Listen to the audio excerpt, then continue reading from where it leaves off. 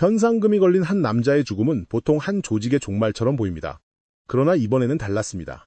멕시코에서 시작된 총성과 화염을 따라가 보니 그 끝에는 단순한 범죄 소식이 아니라 훨씬 더 거대한 구조가 숨어 있었습니다. 불과 이틀 사이 수십 명이 목숨을 잃고 도시 곳곳이 혼란에 휩싸였지만 이 사건의 핵심은 거리의 폭력 그 자체가 아니었습니다.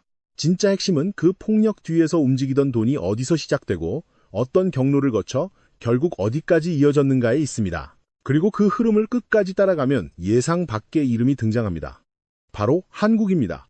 멕시코의 총성이 왜 한국의 금융 시스템과 연결되는지, 왜 멀리 떨어진 한반도의 거래소와 기업들까지 이 거대한 그림 속에 들어오게 되는지 이제 그 경로를 처음부터 차근차근 짚어보겠습니다. 이 이야기의 출발점은 펜타닐입니다. 많은 사람이 이미 이 이름을 들어봤지만 정작 이 물질이 어떤 구조 속에서 생산되고 확산되는지는 잘 알려져 있지 않습니다. 코카인이나 헤로인처럼 전통적인 마약은 일정한 토지가 필요합니다. 코카인은 코카 재배지, 헤로인은 양귀비 재배지가 있어야 합니다. 결국 자연과 기후, 재배 환경에 묶일 수밖에 없습니다. 그러나 펜타닐은 다릅니다. 펜타닐은 밭이 아니라 공장에서 만들어집니다. 계절을 기다릴 필요도 없고 작황에 따라 공급이 흔들릴 이유도 없습니다. 필요한 것은 화학 지식과 설비, 그리고 합성에 들어가는 전구체입니다. 이 지점에서 펜타닐은 더 이상 단순한 마약이 아니라 공업적 방식으로 확장 가능한 하나의 생산 모델이 됩니다. 전구체는 겉으로 보기에는 평범한 산업용 화학물질처럼 보입니다. 세정제 원료, 염료 원료, 각종 합성 재료처럼 라벨이 붙어 유통되면 일반 화물과 크게 다르지 않아 보일 수 있습니다. 하지만 바로 그 익숙함이 가장 위험한 지점입니다. 합법적인 화학산업의 그림자 속에서 불법 시장이 함께 자라기 때문입니다. 중국의 일부 화학 생산 지역은 이 구조의 출발점으로 자주 거론됩니다. 이곳에서는 합법적인 산업용 화학 제품이 생산되는 동시에 펜타닐 합성에 필요한 물질이 같은 물류망을 타고 흘러나갈 수 있습니다. 겉으로는 산업, 안쪽으로는 범죄 수익 구조가 겹쳐 있는 셈입니다. 그래서 이 문제는 단순히 어느 한 조직의 불법 행위로만 보기 어렵습니다. 공급망, 물류, 가격 차익, 금융 이동이 모두 맞물리는 국제적 구조로 봐야 합니다. 왜 이 구조가 강력한가를 이해하려면 숫자를 보면 됩니다. 펜타닐은 적은 원가로도 엄청난 수익을 만들어낼 수 있습니다. 아주 작은 규모의 원료가 거리 시장에서는 상상하기 어려운 가치로 바뀝니다. 이것이 바로 카르텔이 기존 마약보다 펜타닐에 집중하는 가장 큰 이유입니다. 생산 효율이 높고 운반 부담이 상대적으로 적으며 수익률은 압도적입니다. 범죄 조직 입장에서는 위험을 감수할 만한 수준이 아니라 오히려 다른 선택지를 밀어낼 정도로 강력한 사업 논리가 됩니다. 그래서 펜타닐 문제를 단순히 중독이나 범죄의 차원에서만 보면 핵심을 놓치게 됩니다. 이건 폭력의 문제이면서 동시에 수익 구조의 문제이고 범죄의 문제이면서 동시에 경제 모델의 문제입니다. 이제 다음 장면은 바다입니다. 공장에서 나온 전구체는 라벨을 바꿔 달고 컨테이너에 실립니다. 서류상으로는 평범한 화학 제품처럼 보일 수 있지만 목적지에 도착한 뒤에는 전혀 다른 역할을 하게 됩니다. 이 화물은 멕시코의 항만으로 들어가고 그 이후부터는 합법적 물류의 얼굴을 벗기 시작합니다. 항구를 통과한 전구체는 눈에 띄지 않는 경로를 따라 이동해 비밀 합성 시설로 흘러갑니다. 그곳에서 화학 원료는 더 높은 수익을 만들어내는 최종 물질로 바뀝니다. 여기서 중요한 것은 이 과정이 우연히 일어나는 산발적 범죄가 아니라는 점입니다. 원료를 조달하는 단계, 선적하는 단계, 입항하는 단계, 그리고 은밀한 생산 단계까지 모두 이어져야만 이 시장이 유지됩니다. 다시 말해 이 구조는 총을 든 몇 명의 문제가 아니라 공급과 운송과 생산이 맞물린 하나의 체계입니다. 그리고 바로 여기서 이 이야기의 무게가 달라집니다. 멕시코에서 벌어진 충돌은 단지 한 지역의 치안 악화가 아닙니다. 그 충돌 뒤에는 이미 원료를 공급하는 공장과 이를 실어나르는 물류와 다시 더 큰 수익으로 바꾸는 지하 생산시설이 존재합니다. 한 남자의 죽음은 이 거대한 구조의 일부만 드러냈을 뿐입니다. 보이는 것은 총성과 화염이지만 실제로 움직이는 것은 계산된 이익입니다. 그래서 이 사건을 제대로 이해하려면 누가 죽었는지보다 무엇이 계속 움직이고 있는지를 봐야 합니다. 그리고 그 다음 단계는 자연스럽게 이어집니다. 그렇게 만들어진 펜타닐은 어디로 가고 그곳에서 얼마나 큰 대가를 만들어내는가. 이제 시선은 멕시코를 떠나 가장 거대한 소비 시장으로 향하게 됩니다. 그렇게 멕시코의 은밀한 합성 시설에서 만들어진 물질은 결국 가장 큰 소비 시장으로 흘러갑니다. 그리고 이 지점에서 이야기는 더 이상 멕시코 내부의 범죄 문제가 아니라 미국 사회 전체를 흔드는 경제 문제로 바뀝니다. 펜타닐이 특히 위험한 이유는 양이 많아서가 아닙니다. 오히려 반대입니다. 아주 적은 양으로도 치명적인 결과를 낳을 수 있다는 점이 이 물질을 가장 위험하게 만듭니다. 전통적인 마약은 재배와 운반, 보관 과정에서 비교적 큰 물리적 규모를 동반하는 경우가 많지만 펜타닐은 작은 부피로도 엄청난 파괴력을 가질 수 있습니다. 바로 그 특성 때문에 단속은 더 어려워지고 유통은 더 은밀해집니다. 적은 양으로도 시장 가치가 커지기 때문에 범죄 조직은 더 빠르게, 더 유연하게 움직일 수 있습니다. 하지만 이 문제를 단순히 사망자 수나 중독자 수로만 바라보면 여전히 절반만 본 셈입니다. 진짜 충격은 그 다음에 있습니다. 펜타닐이 미국에 남기는 피해는 단지 의료비 지출로 끝나지 않습니다. 중독이 확산되면 치료 비용이 늘어나는 것은 물론이고 더 큰 손실은 노동력의 약화에서 발생합니다. 가장 활발히 일해야 할 나이에 있는 사람들이 생산 현장에서 이탈하고 직장을 유지하지 못하고 일상적인 기능을 잃게 되면 경제 전체가 보이지 않는 비용을 떠안게 됩니다. 기업은 필요한 인력을 안정적으로 확보하기 어려워지고 지역사회는 복지와 공공비용의 압박을 받게 되며 국가는 범죄와 보건, 노동 문제를 동시에 감당해야 합니다. 겉으로는 범죄 뉴스처럼 보이지만 실제로는 생산성 저하와 소비 위축, 재정 부담 증가가 동시에 일어나는 구조입니다. 그래서 미국이 이 문제를 바라보는 시선도 바뀌고 있습니다. 한때는 공중보건의 위기이자 치안 문제로 인식되던 것이 이제는 경제안보의 문제로까지 확장되고 있습니다. 제조업을 다시 강화하겠다는 전략을 추진하려 해도 핵심 노동층이 마약 문제로 흔들리면 정책은 현장에서 제대로 작동하기 어렵습니다. 공장을 다시 세우는 것보다 더 중요한 것은 그 공장을 돌릴 사람들인데 바로 그 기반이 침식되고 있는 셈입니다. 이 때문에 펜타닐은 단순한 범죄 대응의 대상이 아니라 통상 압박과 외교 압박, 국경 단속, 금융 감시까지 동원되는 전략적 사안으로 올라섭니다. 여기서 우리는 한 가지를 확인하게 됩니다. 펜타닐은 소비된 순간 끝나는 상품이 아니라 소비 이후에도 또 다른 흐름을 만들어냅니다. 바로 돈입니다. 미국 거리에서 만들어진 막대한 현금은 카르텔 입장에서는 다시 처리해야 할 새로운 과제가 됩니다. 돈은 벌었지만 그 돈을 그냥 은행에 넣을 수는 없습니다. 출처가 분명하지 않은 거액의 현금은 오히려 범죄의 흔적이 되기 때문입니다. 그래서 범죄 조직에게 중요한 것은 판매가 아니라 세탁입니다. 현금의 출처를 흐리고 추적의 고리를 끊고 결국 합법적인 경제활동처럼 보이게 만들어야 합니다. 여기서 등장하는 핵심 파트너가 바로 중국계 자금 세탁 네트워크입니다. 왜 하필 중국이냐는 질문에는 아주 현실적인 답이 있습니다. 중국 내부에는 오랫동안 공식 금융 시스템으로는 해결되지 않는 자금 이동 수요가 존재해 왔습니다.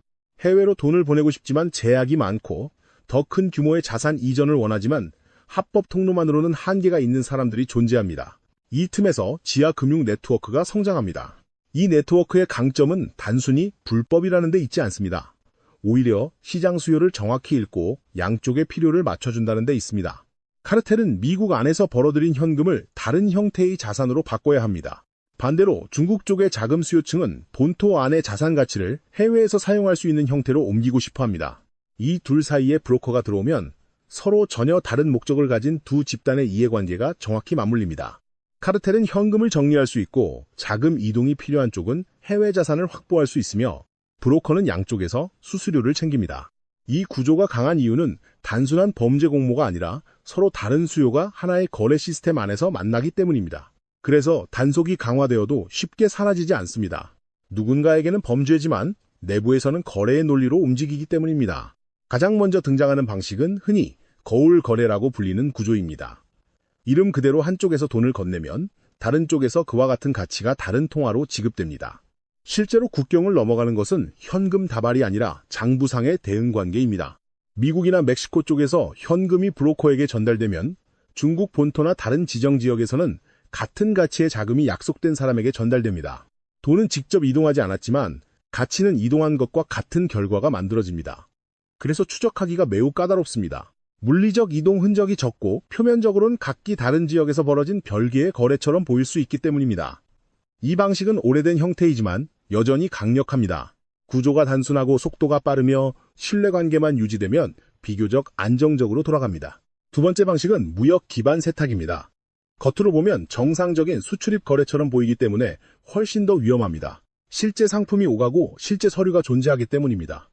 문제는 가격입니다. 상품 가치는 평범한 수준인데 서류상 가격을 과도하게 부풀리거나 반대로 낮춰 적어 차액을 만들어냅니다. 그 차액은 겉으로는 무역마진처럼 보이지만 실제로는 자금 세탁의 통로가 됩니다.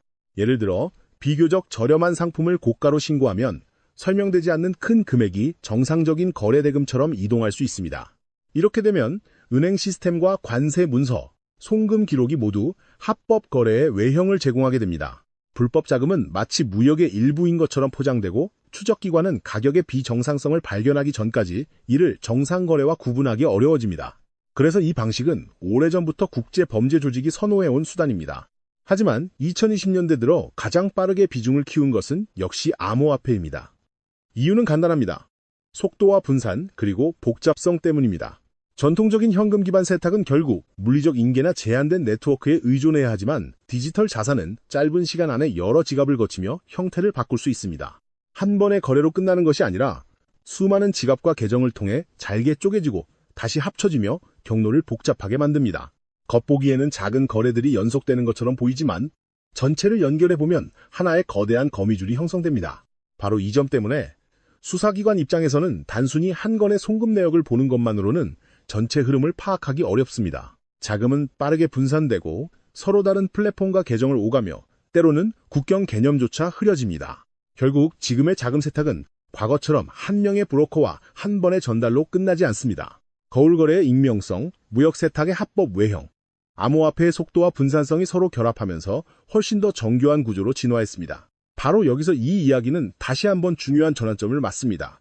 디지털 자산이 중심축이 되는 순간 자금은 더 이상 전통적인 금융 허브만을 거치지 않아도 됩니다. 새로운 통로가 열리고 거래량이 크고 유동성이 풍부한 시장이 자연스럽게 주목받기 시작합니다. 그리고 그 다음 장면에서 마침내 한국이 등장합니다. 왜 한국의 거래소와 금융 환경이 이 흐름 속에서 중요한 중간 지점이 되는지 그 이유는 이제부터 훨씬 더 선명하게 드러나게 됩니다.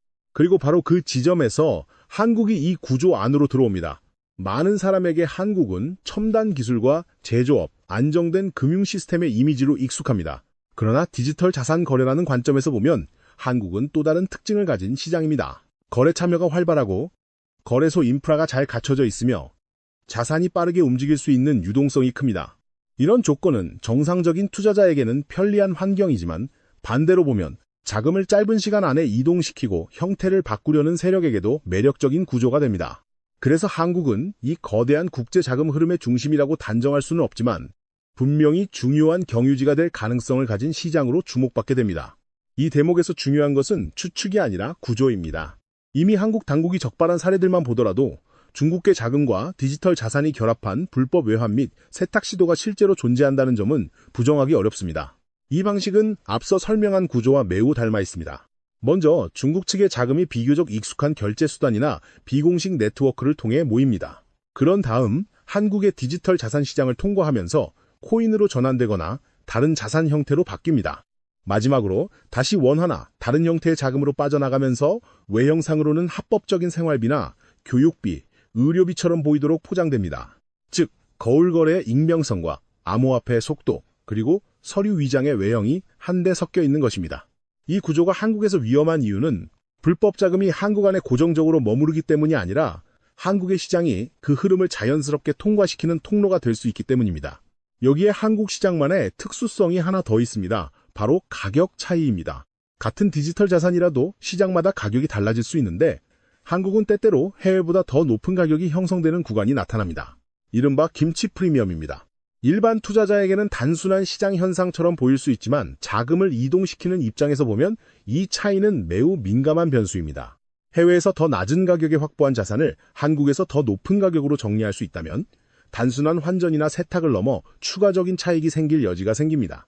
원래 불법 자금 세탁은 수수료와 손실을 감수하면서 흔적을 지우는 과정이지만 이런 가격 차이가 존재하면 일부 구간에서는 오히려 비용 부담이 줄어들 수 있습니다. 다시 말해 자금을 숨기는 과정이 동시에 이익 기회로 보일 수 있는 것입니다. 바로 이런 점 때문에 한국 시장은 디지털 자산 시대의 새로운 금융 경유지로 계속 주목을 받게 됩니다. 물론 이것이 곧 한국 전체가 불법의 중심이라는 뜻은 아닙니다. 그렇게 단정하는 것은 사실과도 다르고 균형 잡힌 시선도 아닙니다. 다만 중요한 것은 구조적 취약성입니다. 거래소에 실명 계좌 제도가 적용되고 규제가 강화되었더라도 자산이 플랫폼과 국경을 넘어 움직이는 과정에서는 여전히 사각지대가 생길 수 있습니다. 특히 디지털 자산은 전통적인 송금과 달리 자산 그 자체가 이동하는 방식이기 때문에 기존 금융 규제만으로는 모든 흐름을 즉시 포착하기 어렵습니다. 정부가 규제를 보완하고 감시 범위를 넓히더라도 새로운 우회 경로를 찾는 속도 역시 매우 빠릅니다. 결국 중요한 것은 지금 이 순간에도 제도가 완성형이 아니라는 사실입니다. 그리고 바로 그 틈이 존재하기 때문에 한국은 이 국제적 자금 흐름에서 완전히 바깥에 서 있다고 말할 수 없게 됩니다. 이제 다시 처음의 장면으로 돌아가 보겠습니다. 멕시코에서 거대한 현상금이 걸렸던 인물이 사라졌을 때 많은 사람은 그것을 하나의 결말처럼 받아들였을 것입니다. 그러나 실제로는 정반대일 수 있습니다. 대형 카르텔의 수장이 제거되면 질서가 회복될 것 같지만 현장에서는 오히려 권력 공백이 더 큰 충돌을 부를 수 있습니다. 기존의 하나의 중심 아래 억눌려 있던 이해관계가 한꺼번에 분출되고 여러 세력이 영역과 자금줄을 차지하기 위해 더 공격적으로 움직이기 때문입니다. 겉으로는 조직의 약화처럼 보여도 일정 기간 동안은 오히려 더 예측하기 어려운 폭력과 혼란이 이어질 수 있습니다. 그래서 문제의 핵심은 한 인물의 생사만이 아닙니다. 더 중요한 것은 그 인물이 사라진 뒤에도 돈의 흐름과 물류의 흐름, 그리고 이해관계의 구조가 계속 남아있느냐는 점입니다. 안타깝게도 대부분의 경우 사람은 사라져도 구조는 쉽게 사라지지 않습니다. 바로 이 지점에서 한국 기업들의 현실적인 고민이 시작됩니다. 멕시코에는 이미 많은 한국 기업이 생산 거점과 법인을 두고 있습니다. 자동차, 전자, 부품, 물류 등 다양한 분야의 기업들이 북미 시장과 연결된 공급망을 구축해왔습니다. 이들이 그 지역에 있다는 사실이 곧 어떤 범죄와 연관된다는 뜻은 결코 아닙니다. 그것은 전혀 다른 문제입니다. 그러나 범죄와 무관하다고 해서 리스크까지 무관한 것은 아닙니다. 공장이 위치한 지역, 물류가 지나가는 노선, 협력업체가 분포한 공간이 모두 치안과 지역 정세의 영향을 받기 때문입니다. 즉, 이 문제의 본질은 연루 여부가 아니라 노출 여부입니다. 기업은 범죄 조직의 일부가 아니어도 그 조직이 흔드는 지역 질서 속에서 생산과 물류, 인력 관리, 안전 비용에 영향을 받을 수 있습니다. 더 어려운 점은 선택이 간단하지 않다는 데 있습니다. 이미 멕시코에 대규모 투자가 이루어진 상태라면 공장을 다른 나라로 옮긴다는 것은 단순한 결정이 아닙니다. 기존 설비와 인프라, 현지 인력망, 공급업체 네트워크, 북미 수출 구조까지 모두 다시 짜야 합니다. 이는 곧 막대한 추가 비용을 뜻합니다. 반대로 그대로 남는다고 해서 문제가 사라지는 것도 아닙니다.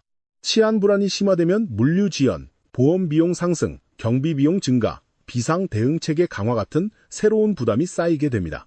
여기에 미국의 통상 정책 변화까지 겹치면 상황은 더 복잡해집니다.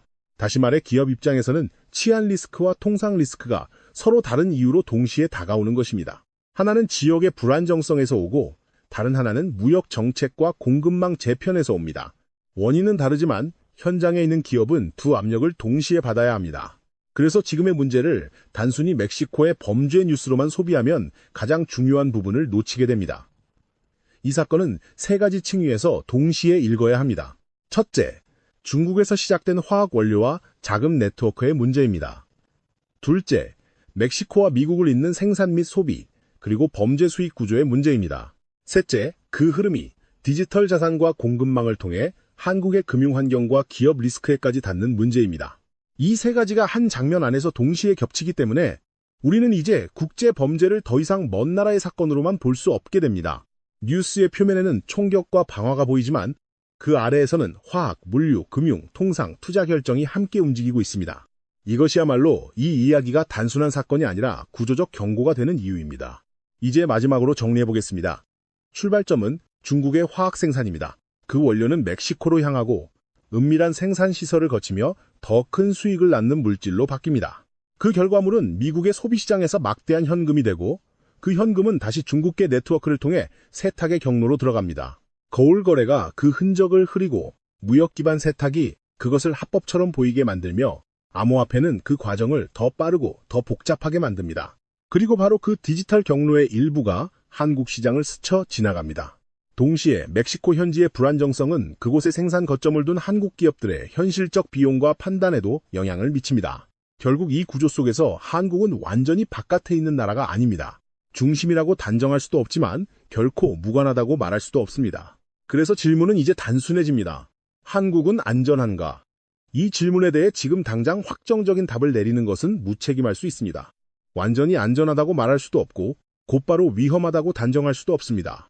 그러나 분명한 사실은 있습니다. 돈의 흐름은 이미 국경을 넘어 연결되어 있고 디지털 자산은 그 연결을 더 빠르게 만들고 있으며 한국의 금융 인프라와 멕시코에 있는 한국 기업들은 그 구조의 바깥이 아니라 가장자리 어딘가에 놓여 있다는 점입니다. 바로 그렇기 때문에 앞으로 비슷한 뉴스가 다시 등장할 때 중요한 것은 사건의 표면만 보는 것이 아닙니다.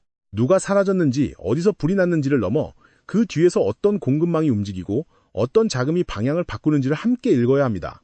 그렇게 볼 수 있다면 멕시코의 총성은 더 이상 먼 나라의 소음이 아니라 세계 경제의 취약한 연결부를 드러내는 신호로 들리게 될 것입니다. 그리고 바로 그 지점을 이해하는 순간 우리는 이미 뉴스의 한 걸음 뒤가 아니라 한 걸음 앞에 서 있게 됩니다.